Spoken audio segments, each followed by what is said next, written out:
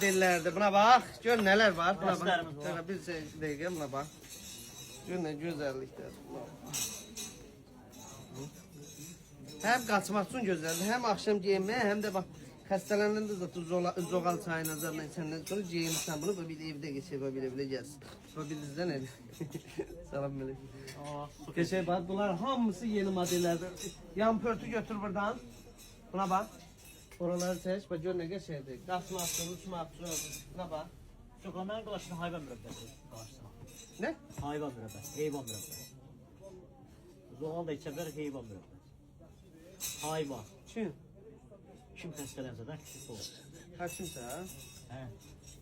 Baytarsa? Bak. Oy da bu ne güzel be. Buna basınca. Ne güzel. İnşallah güzel evet de her şey. Yaptım abi. Buna bak. Allah sıfır. Gördün. Şunun gelin hizmetindeyiz. Sizin xidmətinizdir, qulluğunuzdur. Ne? Qulluq. Ne? Qulluğunuzdur.